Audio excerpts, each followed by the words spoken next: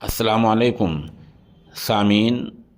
हमारी ख़बर का उन्वान है इमाम दोहा कतर का कैराने का दौरा। आज इमाम दोहा कतर कारी अमीर आलम कासमी ने मगरबी उत्तर प्रदेश के ज़िला शामली के कस्बा कैराने का दौरा किया, जहाँ उन्होंने कस्बे के कदीम दीन इदारा इशाअतुल इस्लाम की मस्जिद में नमाज जुमा अदा कराई। बाद अदा इदारे के मोहतमिम मौलाना बरकतुल्लाह अमीनी और शहर चेयरमैन जनाब शमशाद अंसारी और दूसरे अमायदीन ने इमाम मौसूफ़ का इस्तकबाल किया। ये तस्वीर में आप देख सकते हैं। इमाम मौसूफ़ और भी कई जगहों पर गए। बाददा सोशल इंडिया न्यूज़ के दफ्तर में आए, जहाँ इस नामनगार ने उनसे इंटरव्यू लिया जो पेश खिदमत है। अस्सलाम वालेकुम सामीन। 9 शाबान मुअज़्ज़म की तारीख शुरू हो चुकी है, 7 फरवरी है।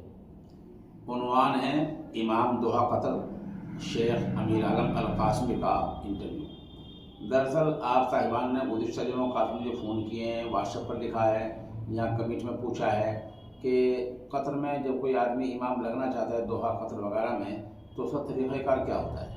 अच्छी बात है कि इमाम मौसूफ़ अपने आबाई वतन बड़ौत में तशरीफ़ लाए थे और इस नाचीज़ की अदना दरख्वास्त पर या आज सोशल मीडिया न्यूज़ के दफ्तर में आए हैं, जो हमारे लिए नेक वाले हैं।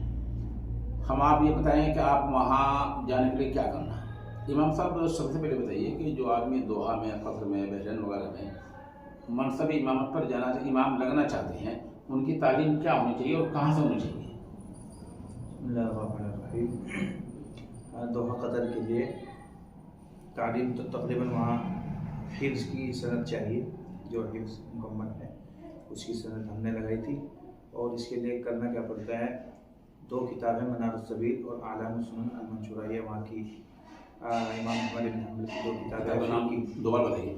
आलाम सुनन अल मंशूरा और मनारुस सबील, ये 2 काफ़ी मोटी किताबें हैं दोनों, और इन किताबों को अच्छी तरह याद हो जाए और मुकम्मल तरीके से, मुताले से काम नहीं चलेगा। पिछले मरतबा मैंने बताया था मुताले से, तो मुताले से काम नहीं चलेगा, अच्छे से अज़बर याद हो जाए।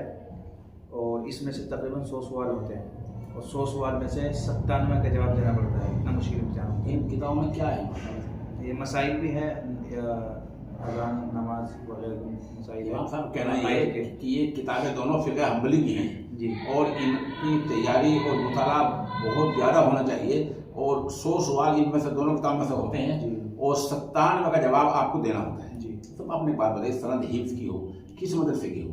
वो ज़रूर असल में कोई एक कागज़ मांगते हो, इसकी प्रूफ मांगते हैं आपके पास हिफ्ज़ किया है या नहीं किया है, किसी मदरसे से, या कोई ख़ास सनद की शक्ल नहीं है, बस हाथ से लिखा हुआ भी चल जाता है वहाँ पे। उसमें क्या दे, आधार कार्ड, पहचान ये सब? नहीं, कुछ नहीं, बस कोई मोहम्मद फला इब्न फला हमारे यहाँ से हिफ्ज़ मुकम्मल किया, बस ये होना चाहिए। अच्छा, एक अपनी जो तैयारी है कुरान शरीफ की पढ़ने की तैयारी कैसे होनी चाहिए आदमी? वहाँ पे सबसे पहले कुरान मुकम्मल बेहतरीन याद होना चाहिए। और माशाल्लाह हमारे यहाँ तो बहुत अच्छे अच्छे पढ़ने वाले हैं। कुरान करीम अच्छा याद होना चाहिए और तजवीद की बहुत अच्छी तरह मशक़ होनी चाहिए। तजवीद पर इस चीज़ की बहुत पकड़ करते हैं और हमारे यहाँ इसका रिवाज कम है। मैं बात कहता चलूँ, हमारे यहाँ तजवीद की अदायगी पर मेहनत कम है, बजाय इसके उसको ज़्यादा होना चाहिए था।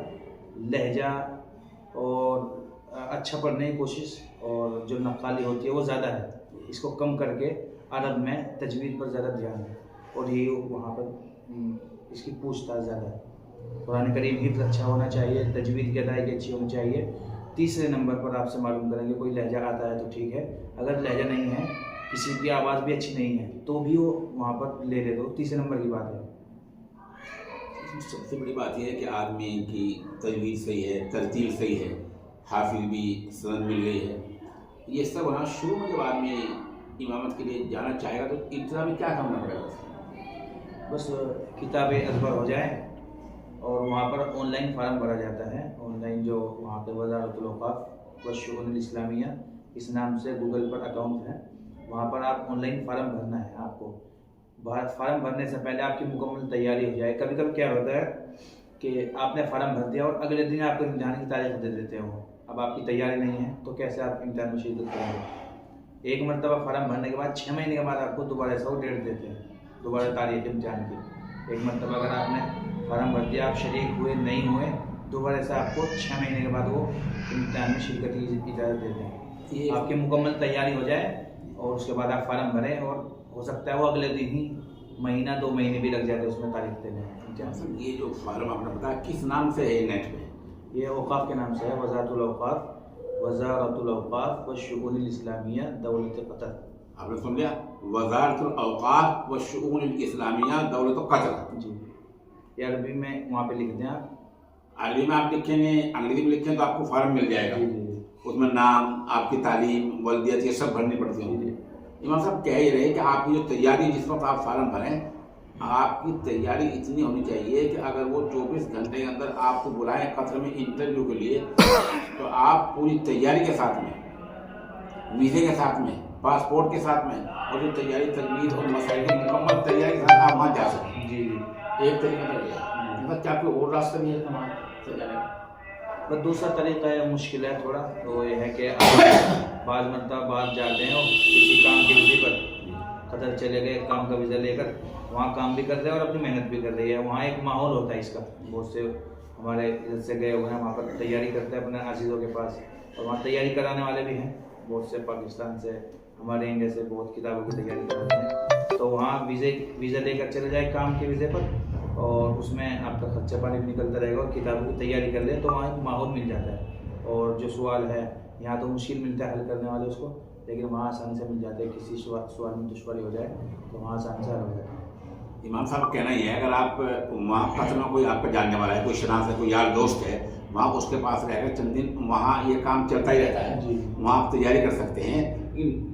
तैयारी बताई ना, वो कलाम पाक की, तजवीद की, तरतील की और अकबर याद होने की, उसमें कोई समझौता नहीं है। जी बिल्कुल, इसमें कोई समझौता नहीं होगा। अच्छा, क्या जब आदमी जाएगा, क्या इंटरव्यू के लिए जाएगा तो वो खर्चा देते हैं आने? नहीं, आने कोई खर्चा नहीं देते, ये सब काम अपना होगा, सब अपना खर्चा। सामीन आपने सुना। फिर भी अगर आप कोई सवाल करेंगे तो अभी चूँकि 16 तारीख तक आप अपने आबाई वतन में मौजूद रहेंगे, हम वो सवाल के जवाब भी आपको इंशाल्लाह इनसे पता करके दे देंगे। अच्छा, ये इमामत पर मौज़िनी का मसला है, मौज़िनी के लिए क्या करना पड़ता है? जैसे मुअज्जिन और इमामत के लिए असल वहाँ पर अरब में असल इमाम नहीं रखते हैं, हम लोगों को नियाबत में रखते हैं, और नियाबत में अजान भी पढ़नी पड़ती है और इमाम की नियाबत भी करनी पड़ती है। मुस्तकिल मुअज्जिन भी रखते हैं कभी कभी, लेकिन नाइब इमाम के पौधे पर रखते हैं हम लोगों को। आपने सुना, इमाम और मुअज्जिन दोनों के लिए शराइत एक है जी। अच्छा, फिर मस्जिद की सफाई के लिए नहीं, मस्जिद की सफाई के लिए इमाम को, नाइब इमाम को अजान भी पढ़नी पड़ती है और नमाज भी पढ़ानी पड़ती है। इमाम अगर गायब है असल इमाम, उसकी नियाबत भी करनी पड़ती है, सफाई कोई नहीं करनी पड़ती है, उसके लिए अलग से लोग होते हैं मस्जिद में। तो क्या और कोई हिंदुस्तानी मस्जिद की सफाई के लिए जाना चाहे उसके क्या करना पड़ेगा? हिंदुस्तान से मेरे ख्याल से जो आसाम बंगाल साइड है, उस साइड से वो सफाई के लिए लेते हैं। हमारे यूपी दिल्ली वगैरह से सफाई वालों को नहीं लेते। उनकी शर्त मुझे एक बता रहे थे कि वो यूपी से और दूसरे इलाकों से नहीं लेते, बंगाल साइड से उधर से लेते। बंगाल है, नेपाल और दूसरे मुल्क है, उधर से सफाई के लिए लेते हैं। तो हमारे बहुत से फ़ारिग़ीन हैं जो दारुल देवबंद से, मज़ाहिर इंसानपुर से, इधर से फ़ारिग़ीन हैं, उनका क्या काम हो सकता है? और सबसे बेहतरीन और इज़्ज़त वाला काम तो यही है, इमाम हो जाए, मुअज्जिन हो जाए। सफाई भी अच्छी चीज़ है, मगर सफाई में ज़्यादा वो नहीं होता वहाँ पे। जो कुतुब खाने हैं उनको नहीं, कुतुब खाने नहीं। तो हमने सुना इमाम साहब ने ये अपने दोहा कतरी की बात बतलाई है। फिर भी आपके जहन में कोई सवाल हो तो आप हमारे नंबर 96 27 70 90 14 पर रब्ता कर सकते हैं।